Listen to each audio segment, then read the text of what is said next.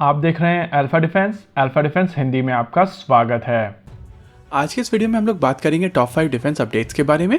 आज की हमारी पहली अपडेट भारतीय नौसेना के MH-60R को लेकर आ रही है।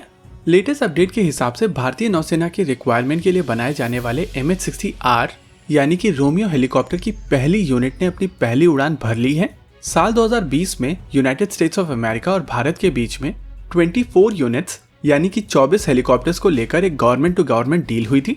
ये डील डोनाल्ड ट्रंप की भारत यात्रा के दौरान की गई थी और माना जा रहा था कि पहले 3 हेलीकॉप्टर्स लॉकहीड मार्टिन की तरफ से यूनाइटेड स्टेट्स ऑफ अमेरिका की नेवी की इन्वेंट्री से भारत को दिए जाएंगे, यानी कि यूनाइटेड स्टेट्स ऑफ अमेरिका की नेवी के लिए बनाए गए हेलीकॉप्टर्स जो अभी तक यूएस नेवी को नहीं दिए गए थे उनको भारत को डिलीवर किया जाएगा। लेकिन ये रिपोर्ट थोड़ी पुरानी है और इसी वजह से ये क्लियर नहीं है कि जिस हेलीकॉप्टर ने अपनी पहली उड़ान भरी है और जिसकी फोटोग्राफ अभी आप अपनी स्क्रीन के ऊपर देख रहे हैं, क्या ये भारतीय नौसेना के रिक्वायरमेंट के लिए स्पेसिफिकली बनाया हुआ लॉकहीड मार्टिन का हेलीकॉप्टर है या फिर ये हेलीकॉप्टर लॉकहीड मार्टिन ने यूएस नेवी के लिए बनाया था लेकिन उनको डिलीवर करने से पहले भारत को डिलीवर किया जा रहा है। दोनों ही सूरत में आने वाले कुछ समय के अंदर भारतीय नौसेना को अपने पहले MH-60R anti submarine warfare capable helicopter जल्द ही मिल जाएंगे। भारतीय नौसेना 2 तरीके के हेलीकॉप्टर्स का प्रयोग करती है। पहले मल्टी रोल हेलीकॉप्टर्स, जिनकी मदद से भारतीय नौसेना एंटी सबमरीन वॉरफेयर और एंटी सरफेस शिप रोल्स करती है। इस समय भारतीय नौसेना के पास में इस कैटेगरी में सी किंग हेलीकॉप्टर्स हैं, जो कि 1971 के आसपास खरीदे गए थे और ये हेलीकॉप्टर्स अब काफी ज्यादा पुराने हो चुके हैं। इन्हीं हेलीकॉप्टर्स को रिप्लेस करने के लिए MH-60R यानी कि रोमियो हेलीकॉप्टर्स एक्वायर किए जा रहे हैं। वहीं जो दूसरी कैटेगरी है जिसको नेवल यूटिलिटी हेलीकॉप्टर कहा जाता है, इन हेलीकॉप्टर्स की मदद से भारतीय नौसेना सर्च एंड रेस्क्यू और मैरीटाइम पेट्रोल का काम करती है और इस कैटेगरी में आने वाले समय में भारतीय नौसेना ALH ध्रुव को एक्वायर करेगी। फिलहाल के लिए नेवी इस कैटेगरी में चेतक हेलीकॉप्टर्स को ऑपरेट कर रही है। अब बात करते हैं अपने दूसरे अपडेट के बारे में। दूसरा अपडेट भारतीय नौसेना के सबमरीन क्राइसिस को लेकर आ रहा है। रिपोर्ट्स के हिसाब से भारतीय नौसेना इस साल अपनी पहली kilo class submarine INS Sindhu ध्वज को रिटायर कर देगी और यहाँ से शुरुआत होगा इन किलो क्लास की सबमरीन्स का रिटायरमेंट, यानी कि आने वाले समय में भारतीय नौसेना की किलो क्लास की सबमरीन्स धीरे धीरे करके रिटायर कर दी जाएंगी।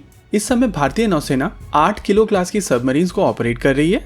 इसके अलावा भारतीय नौसेना के पास में 4 टाइप 209 यानी कि सुषुमार क्लास की सबमरीन्स है और आखिरी कलवरी क्लास की सबमरीन डिलीवर हो जाने के बाद में भारतीय नौसेना के पास में 6 कलवरी क्लास की सबमरीन्स होंगी।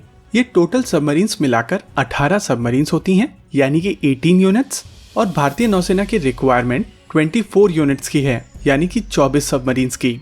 यानी कि ओवरऑल भारतीय नौसेना के पास में सबमरीन का नंबर डिजायर्ड नंबर से काफी ज्यादा कम है और अब किलो क्लास की सबमरीन्स के रिटायरमेंट के बाद में ये नंबर और ज्यादा कम हो जाएगा। वैसे यहाँ पर देखना दिलचस्प होगा कि भारतीय नौसेना क्या पूरी की पूरी 8 सबमरीन्स को रिटायर करेगी या इनमें से कुछ सबमरीन्स को अपग्रेड करके कुछ और समय तक यूज किया जाएगा। इन सभी चीजों को देखते हुए ऐसा लगता है कि भारतीय नौसेना को कलवरी क्लास का फॉलो ऑन ऑर्डर देना चाहिए और DRDO AIP के साथ में कम से कम 3 और कलवरी क्लास की सबमरीन्स को खरीदना चाहिए। अब बात करते हैं अपने तीसरे अपडेट के बारे में। तीसरा अपडेट भारत में ऑक्सीजन की रिक्वायरमेंट को लेकर आ रहा है। जैसा कि आप जानते हैं कि भारत में कोविड-19 की दूसरी वेव आई हुई है और इस सेकेंड वेव के दौरान भारत के हॉस्पिटल्स में ऑक्सीजन की रिक्वायरमेंट बढ़ी है।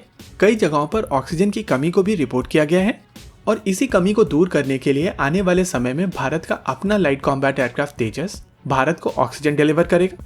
DRDO की तरफ से जो LCA तेजस के लिए ऑनबोर्ड ऑक्सीजन जनरेटर बनाया गया था, उस टेक्नोलॉजी को प्राइवेट सेक्टर कंपनी को ट्रांसफर किया गया है और इसका यूज मेडिकल ऑक्सीजन जनरेट करने के लिए किया जाएगा।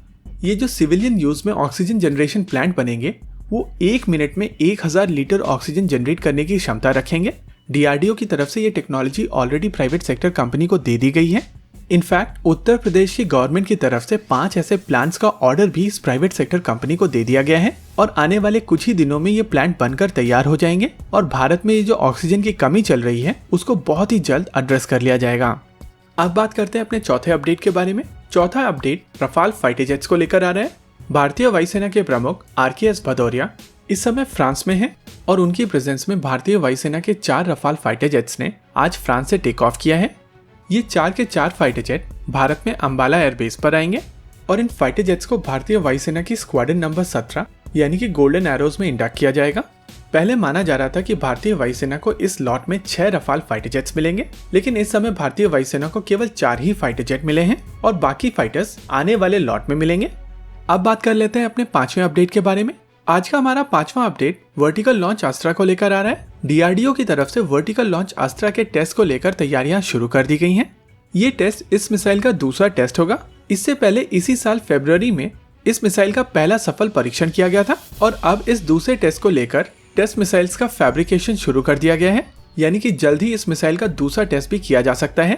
माना जा रहा है कि वर्टिकल लॉन्च अस्त्रा की रेंज 40 से 50 किलोमीटर तक की है और इस मिसाइल का प्रयोग भारतीय सेनाओं की अभी की आकाश मिसाइल से ऊपर वाली लेयर में किया जाएगा, यानी कि ये मिसाइल सिस्टम भारतीय सेनाओं को एक medium range air defence system provide करेगी। इसी के साथ आज के इस वीडियो में रखते हैं केवल इतना ही।